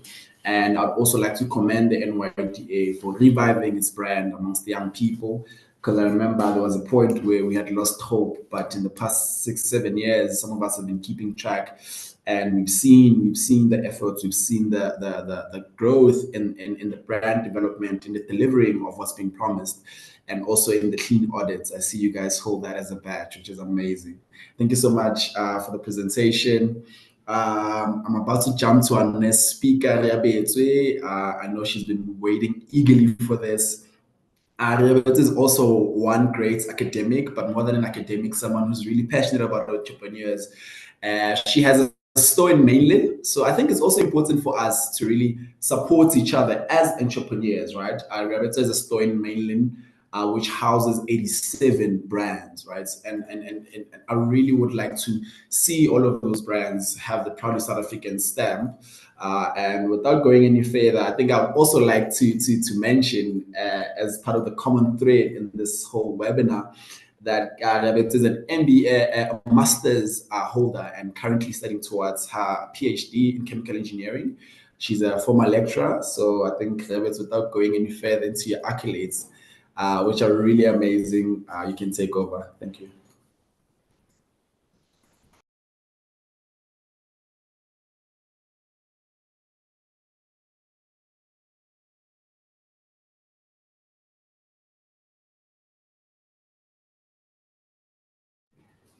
We can see your screen, Ria. Are you muted?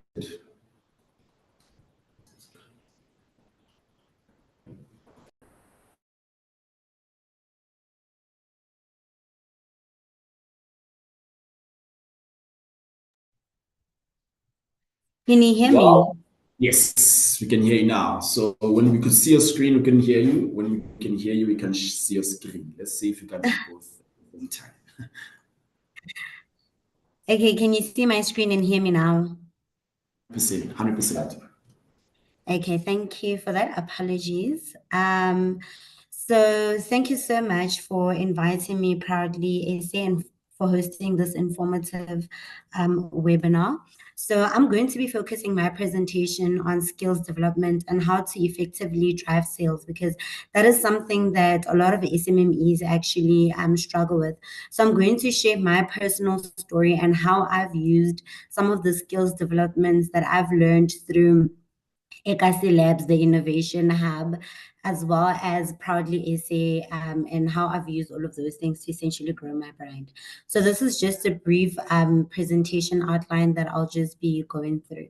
So a brief introduction about me. My name is Rarabetswe Dire, and I'm originally from Garankuwa. I grew up in Garankuwa, and I am the CEO of Eden Vine, and I hold a master's degree in chemical engineering and currently pursuing my PhD. So my major skills include strategic business growth, research, data analysis and interpretation, as well as development and expansion of businesses.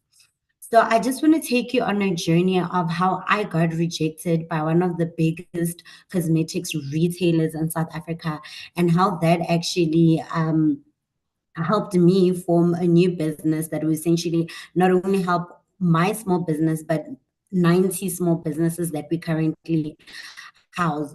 So I was looking at going into the retail sector, and I applied into the Blue brand.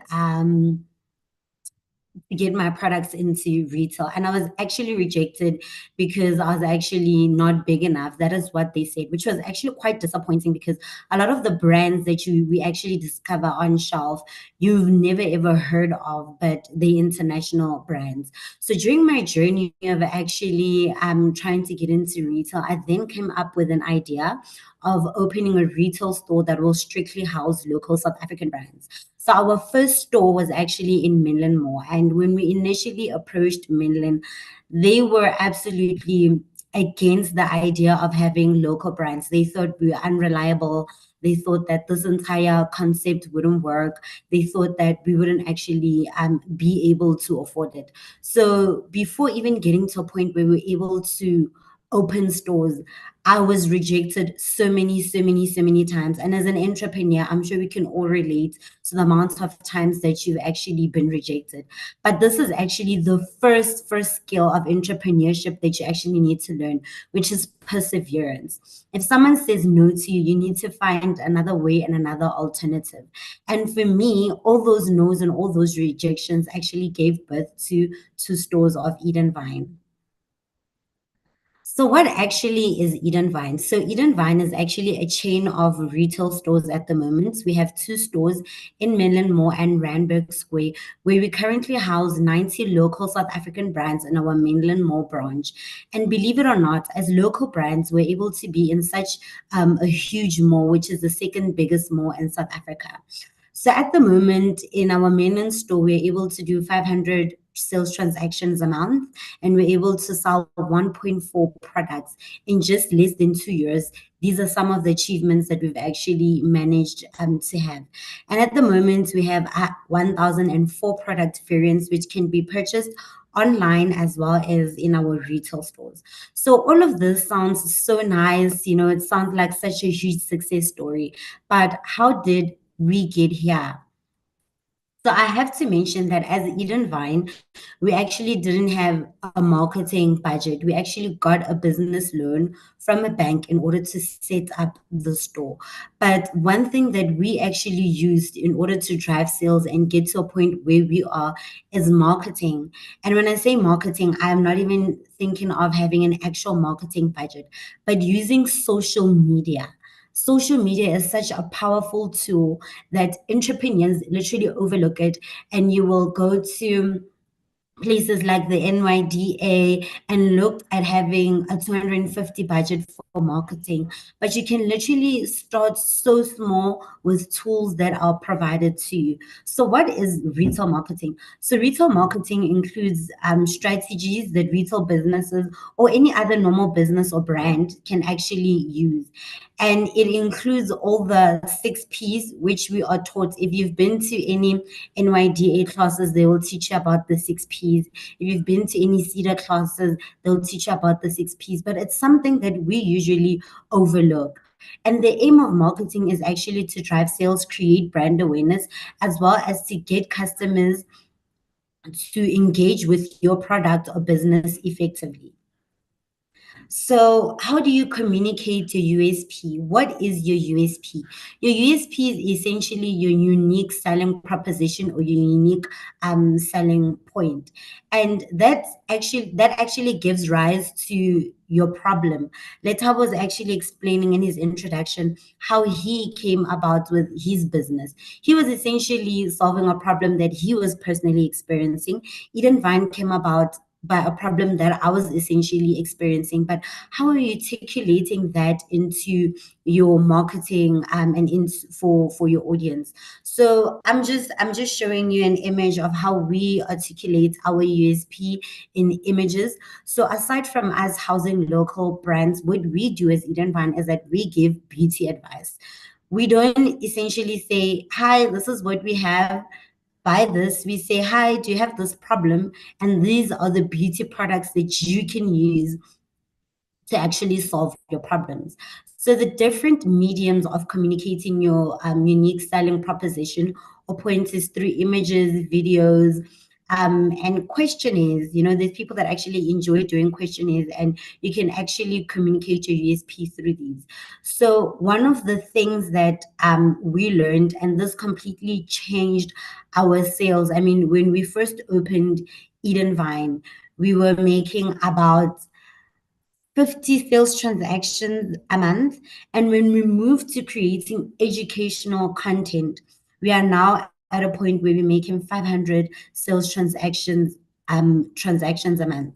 And it's all about soft selling, you know, teaching customers about your products and its USP, teaching customers about its benefits. So you're not entirely selling to people, because what we've also learned about customers is that they don't actually like being sold to.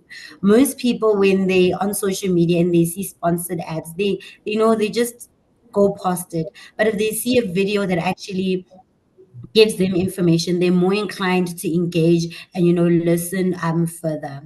Ria, I see your slides are really beautiful, but they seem like they're not moving, unless if I'm on slow Wi-Fi, but I doubt it. What slide are you stuck on at the moment? I'm still They stuck are on the probably SA skills development slide, but I see all the other beautiful ones on the left. I see the ones just there. Are you pressing on your side? Yes, I am. They were actually moving on my side. I'm so sorry. Can you see them now? Yes, you see now you are pressing the right button. Yeah. Oh my God, I've gone through so many. I'll just briefly just go through them now. Sorry, it seems as though when I'm on presentation mode, it's Yeah. not fully showing. So I'll just go Yeah. back a bit. So this is just a slide where I was explaining Eden Vine and the 2 stores that we have and our sales transactions that we've managed to achieve thus far. And this is just a slide where I was explaining the 6 Ps, where I was actually elaborating on the fact that when you go to various courses presented by the NYDA, CEDA, Proudly SA, the Innovation Hub as well, these are things that we generally overlook when we are being taught these things, but they actually do work in essentially assisting you in driving your sales. And then this was just the slide where I was essentially elaborating on the unique selling proposition that you can articulate in order to get audience or potential customers to engage with your social media content. And I just want to move over to how do you now create content, apps that you can use that are literally free. You don't have to spend any money on them. Things like Canva, where you can actually create these sort of contents in order to articulate your USP. You can use CapCut, you can use Instagram and TikTok. If you're a small business and you don't have TikTok, please ensure that you actually download TikTok right now. TikTok is such a crazy platform. You'll get so much engagement off of TikTok. I was actually reading a survey that was, sorry, not a survey, research that was saying that people are now using TikTok like it's Google. So whatever issues they have, they'll literally type in that search button on TikTok, and your business might actually just come about. So if you don't have TikTok, please get TikTok. One thing that also works is soft selling. So I just wanted to show you guys the difference of hard selling and soft selling and how it actually benefits. So I'll just be focusing on soft selling. So it's indirect, gentle, and low pressure. This is where you're actually articulating your USP.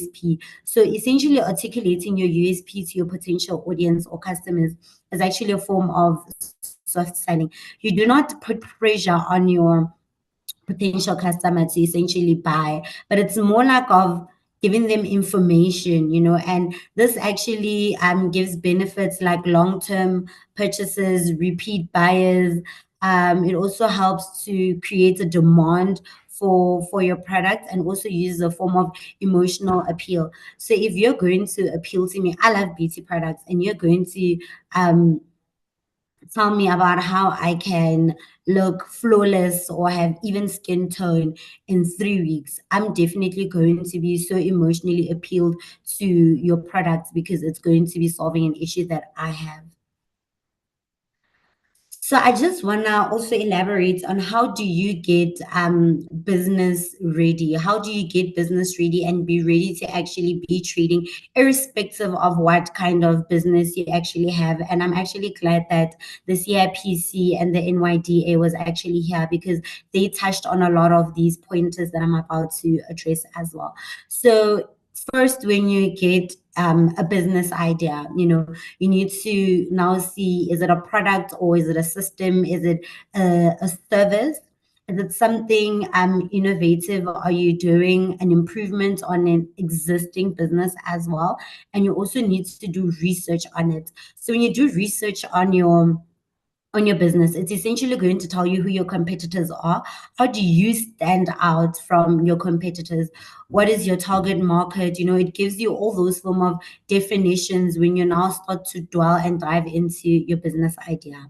And then the idea or system refinement. This includes business model canvas.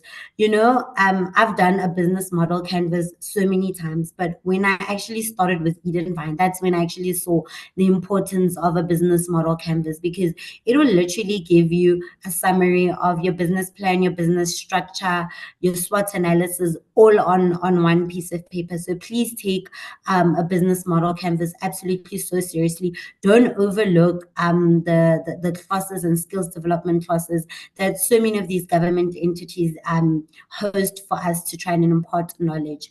And then this is where you also define your unique selling point as well. So your unique selling point will also give rise to your marketing plan, your marketing message, as well as refining your product or service. It will also help with positioning your brand as well. And then we go into the business plan. So the business plan, this is where you do an in-depth analysis of your business. So this also prepares you for looking at your sources of funding, how much money you're essentially going to need from the NYDA, how you can essentially partner with entities such as Proudly SA, and how that their presence or your attachment to them will essentially help your business as well. And then comes to the registration of your business, which the CIPC touched on. So there's various forms of business types that you can register on CIPC.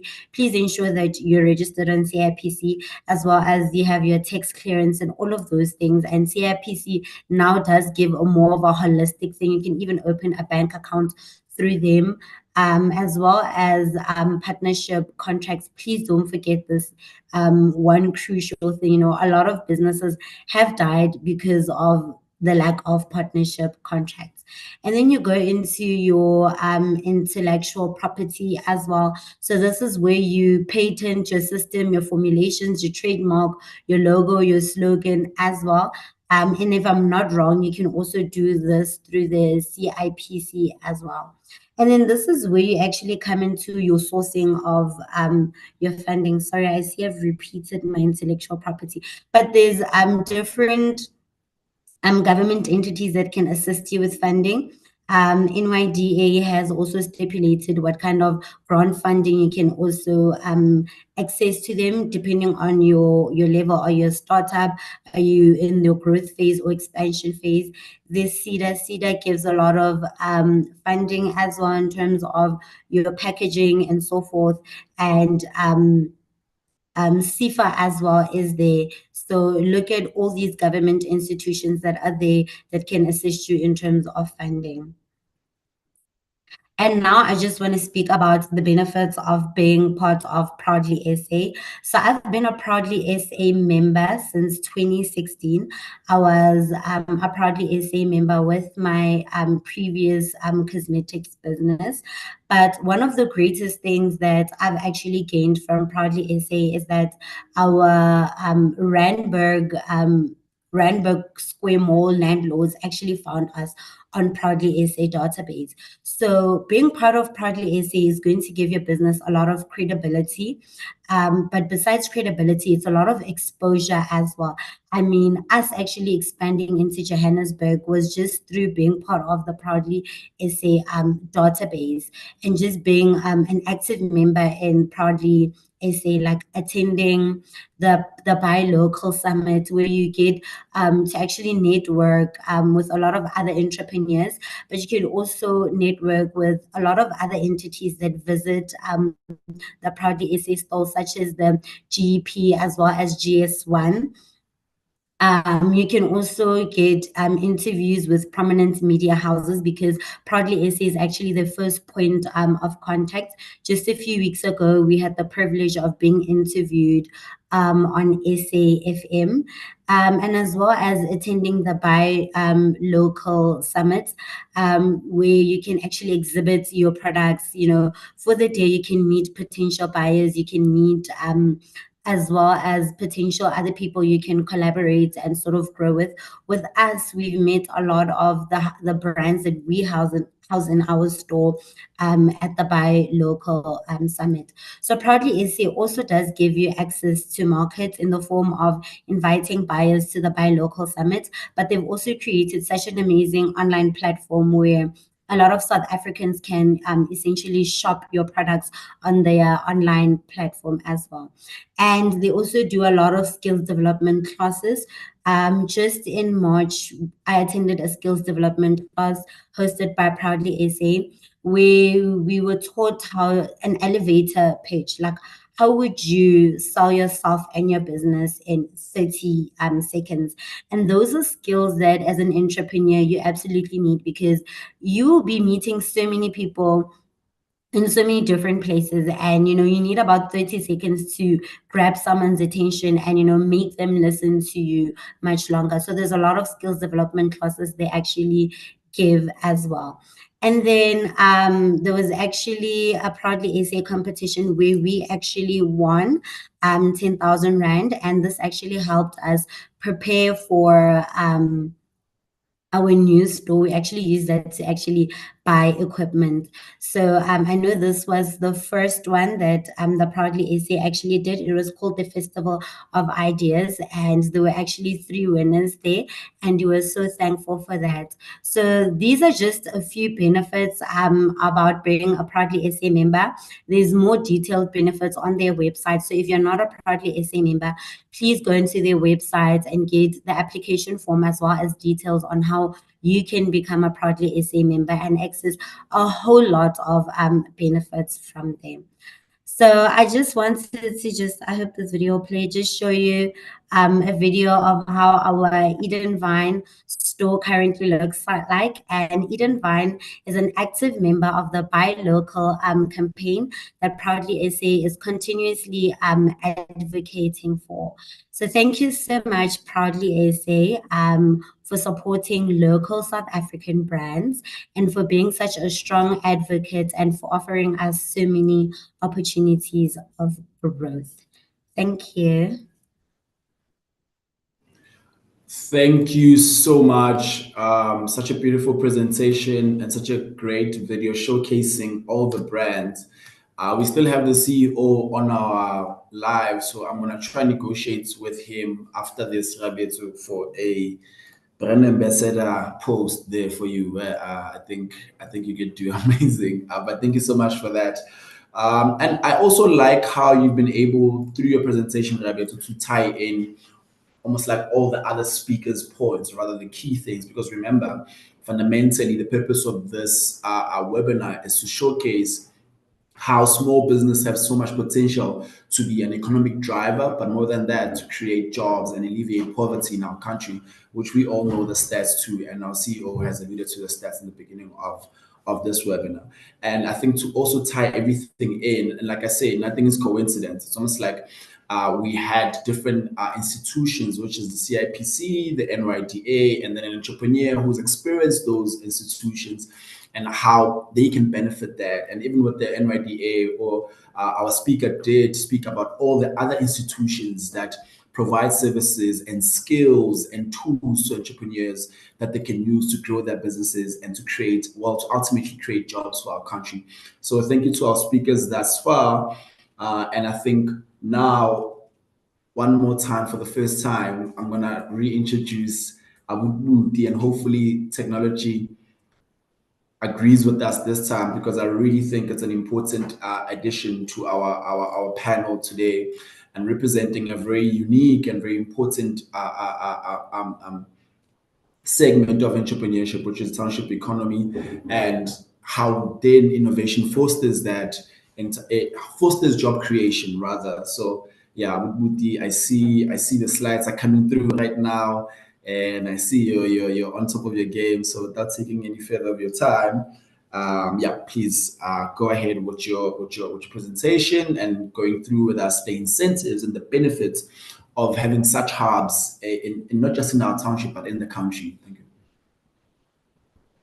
you. Sure. Apologies to everyone attending the webinar. So I'll try to move quickly. I only have 5 minutes now to wrap up because we're closing off at 12. So I highlighted the benefits of the Ekasi Labs and the hot desk scheme that we have. Here in Linwood, we are positioned between a number of universities that we do a lot of work with. And with what the CEO introduced in the beginning, I think it's also very important to highlight that one incentive instead of going through all of them. Everyone who's attending can then visit our website, theinnovationhub.com, and see whatever else it is that we are offering. So in terms of product development, you would find that people who come up with innovative products do not necessarily have the research know-how, the knowledge to see their products right up to a point where they are commercial. And that is where we come in as the innovation hub with the incentive that we have, which is to provide the linkage between ourselves as a business enabling organization with the universities as well as corporate partners who come in seeking solutions, and we are able to link them up with the solutions that are already designed and perhaps partially developed at the universities. One example of such a path would be where universities and institutions such as CSIR would develop a technology. An entrepreneur would then approach us and say they are working on a solution, and instead of them starting from scratch to first develop the material and all the inputs that would go into such a product, they would approach us and we provide a linkage. And wherever possible, we are also able to provide either the mentorship, the funds, or all of these at the same time to make sure that the product itself reaches the customer as soon as possible. It would sometimes take a period of over 10 years for an entrepreneur to come up with an idea and be able to present it to the market. I mean, on your side, for instance, with the shoe cleaning detergents that you are producing, imagine if you had decided that you were going natural and you decided that you wanted to produce something that is different completely from what is available on the market. We would then check with our university partners, the laboratories, and see who is able to produce this, or whatever that goes, the inputs that go into the product itself, where have they been developed, at what stage they are, and would be able to also facilitate whatever contracting is necessary between you and these partners to ensure that the product reaches the market as soon as possible. We would also do what we call an open IX program, where entrepreneurs would be coming up with solutions, but obviously doors are closed. They reiterated the difficulty of speaking to corporates with all their strenuous requirements whenever they deal with small entrepreneurs.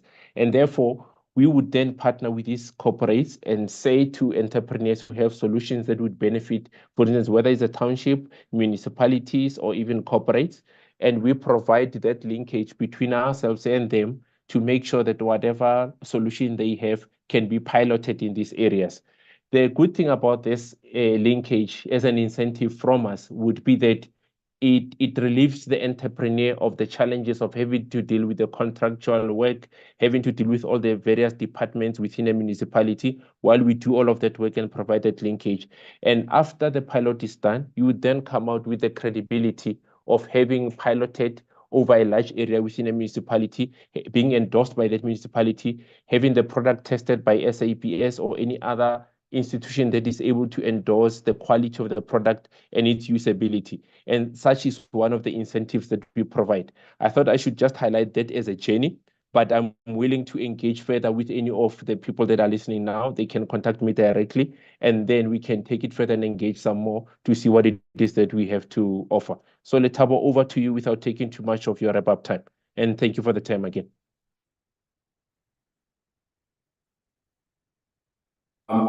Thank you so much. Thank you so much, Babuti. Would have loved to have more details on that, but I'm sure the guys who are on the live will contact you and get through more information, especially through the website, because I was actually going through the platform and checking out what you guys have. But I strongly believe in setting up, or rather in the setup of such institutions and making them accessible to young people in these townships and other areas. And I like what you said about how does these institutions bridge the gap, or rather allow us to connect with corporate, because like Aria was saying, it becomes very difficult for us young entrepreneurs to get into these platforms, or rather these channels, whether it be on the shelf of the big blue brand or through the distribution channels, and but also tying up to what Ria was talking about with the benefits of being a proudly SA member, which the CEO highlighted earlier, with the benefits of having discounted rates for platforms like Wuzuzi, Take a Lot, Zando, and all of that was listed. So thank you so much for that, Babuti. And I think for the purpose of time, I've been hounding my team that we see a lot of engagement, a lot of questions, and I wanted us to allocate some time to that. And I hope all my speakers are still here with me, because I do have specific questions, right, coming in from our audiences. For example, I do have a question for Lerato. I hope Lerato is still here. Yes. I'm still around.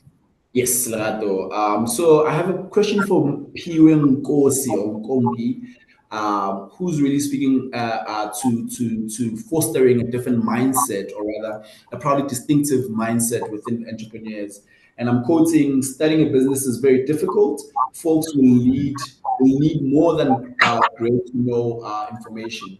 They'll also need to be behavior, or rather maybe they will need a different behavior to ensure that they succeed." How do you ignite a behavioral change at scale, right? Especially as the NYDA. I'm sure you guys have different programs throughout, but tying into what the CEO was saying, to say the NYDA, such as a government institution, one of its main jobs is to make sure that entrepreneurs are trading, not just entrepreneurs, but young people are active in the economy. So then how do you then ignite a behavioral change, a more positive and more patriotic, rather, attitude at scale? Because I would imagine the NYDA does programs across the country. So I'm not sure if the question is clear for you.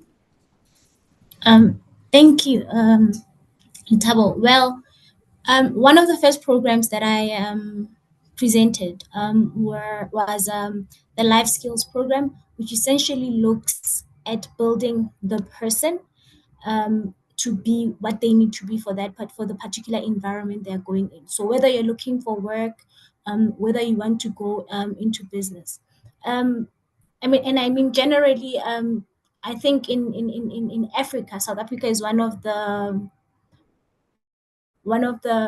countries that has less young people going into business, or who want to be, or have an, I don't want to say have an interest, they might have an interest, but are more what you call dragging to go into that particular space. And essentially, I think someone once made an example that said that because we are unable to harness certain characters in kids, in children, because the process of being something doesn't begin at being an adult, it starts at being a child. Because from that level, we've been unable to harness to a great extent talents, passions. It becomes quite a difficult thing to try and then change a person as an adult. But what I can tell you is we need to communicate more. We need to have more people like one of our beneficiaries who was speaking earlier on, I forgot her name, one of the speakers was presenting, who then go out there and be ambassadors of programs that they've fully benefited from. And I think that's how we can then change the storyline from saying programs that are there are not working, programs that are there are designated for people who know this one or who don't know that one. We need to start telling the whole story, and that can only be possible if beneficiaries who are thriving and those who are struggling but are still saying, I'm knocking.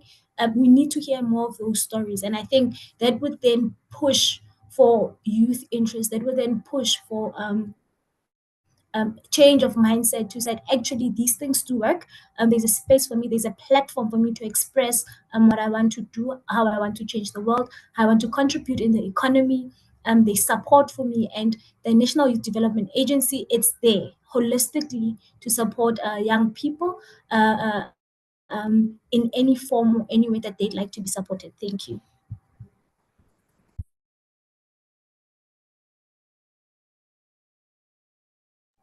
I think you're still muted. About that. So I was saying one more question before you leave. I have a question from Surprise Mankre, and he says, if you have a 9 to 5 and mainly run your business on the weekends, do you qualify for any of the grant programs, or is it strictly for people who are full-time in the business? It's strictly for people who are full-time in their business, because remember, ideally, we want to create we want to encourage people to go into business, run their things. One. Second, we also want people who are creating employment, right? So our focus is mainly dealing with challenges such as employability, grooming and harnessing entrepreneurs to be what they would like to be in the economy, play the role that they want to play. So it's about addressing existing challenges and not also trying to give everyone an opportunity to participate in the spectrum of the economy. So we can't double book people in that sense. Thank you so much, Program Director. Lovely. Thank you so much. Thank you so much. I have another question for Shanine. Shanine, are you still there for CIPC? Yes, I am. So I have a question from Tabong Kabinde, who says, if you have multiple companies, how do you form a holdings company? I have answered my questions on the chat for him. I've given him a link that he could use, as well as I've given him advice that if he has a holding company, he needs to go to an accountant or an attorney or an auditor, because a holding company is a group of CIPC registered companies, and they need to structure it on how they are going to pay their tax and how they are going to actually operate itself. So he needs to go and speak to a legal advisor that will advise him on how to group his the various companies he has under one umbrella. So that is not actually a CIPC service that we offer. With regard to the part on trademarks, I have given him a link in which he can get the information on how to register that. Okay. Yeah. So I think, Shanine, I see the chat box where you're responding to these, but I think I'm bringing these to the live for people who might not be accessing the chat, because I think these are pertinent questions that other members of our audiences might want to understand, or just in the back of their head. Because I also have another one from Tombi Ngubeni, and I think you've answered it, but I think it's important that we say these out loud so that people can also get the access. I have sent a request to remove a director, and I've been trying to follow up without any progress. Is there a platform where people can, because I know personally when I do follow-ups with the CIPC, I have a reference number, I send an email, and it's very prompt in the responses. Do you want to touch on that a bit? Okay, when you log a query with CIPC, we give you a reference number in which you can track your query. You can track the query on the CIPC website. You can track it on your on the CIPC app, or you can use your USSD number in tracking your query. However, if you have done all that and you still feel for some reason that you're not getting any assistance, please, I'm going to email me. My email address is education@cipc.co.za. You can give me the reference number. I can find out which department is handling your query and what is the delay on you receiving the answer. Generally, 99.9% of the time, your email address is incorrect. So please, please check that you have given us your correct details, your correct cell phone number. So when we do communicate with you, we do it through technology, via the email, via the SMS. So it's of vital importance that you check that the delay does not lie on your information being given to us incorrectly. Also, please keep your reference number. That is very important. It will help us. And do not email 5 different CIPC officials, because that causes confusion on our side as well. Okay? Awesome. Thank you so much, Shani. Appreciate the information. The last 2 questions are for me. For my last 2 speakers that I haven't received questions, I can't let you guys go without any questions. The first one is for Prabuti. What's the criteria for one to join one of the innovation hubs? Do you have a specific criteria? Does it have to be a specific business idea or operating? What's the minimum criteria? Quick.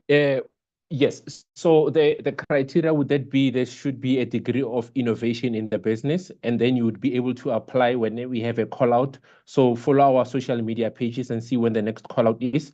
Alternatively, approach one of our ECAC labs and one of our professionals in they will discuss with you, and we'll see to what extent your business is, and then take you in the right direction in case you're not ready for incubation.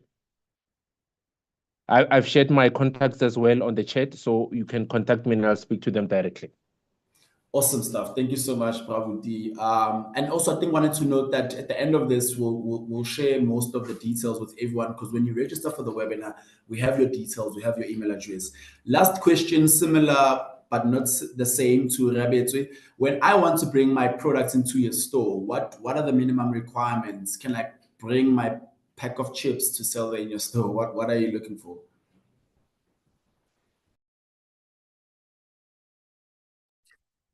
Hi, Letabo. Thank you for the question. So you firstly need to be a registered business with the CIPC and at least have a tax clearance certificate. And then you need to have your products tested. If not, we are working with one of the government agencies, TIA, the Technology Innovation Agency in Chemicals, that can actually give you a discounted rate for testing of your products. So yeah, that's what you need to do. But at the moment, we're strictly housing cosmetics and male grooming brands. We are not housing chips. Okay, thank you. Oh, sorry, I forgot. If you want to list your products, you can follow us on all our social media pages at Edenvine. And if you click on the email, it will take you to the store at edenvine.com. Then you can just send your queries there, and the ladies that I work with will definitely assist you. Awesome stuff. Thank you guys so much. Thank you to all our speakers, and also to everyone who's been engaging with us throughout the platforms, be it Facebook, be it Twitter. And thank you to the speakers one more again for being specific with the information and being very detailed. But more than that, I think this wouldn't be possible without the Proudly SA team. So we appreciate, on behalf of other entrepreneurs, as I am an entrepreneur myself, we appreciate such platforms that allow us to share information, but more than that, to learn from these institutions that we so dearly need in order to survive and in order to create these jobs that the country needs right now. So thank you guys for joining. And this is the end of our session. I'm I'm sure the notes will be shared. I'm sure the slides will be shared with you guys because we have your email address. And I think just stay in touch with us on the Proudly SA platforms for such webinars and be able to register and don't miss out on any other ones. If there's anything, we'll see you again next time. Thank you, guys.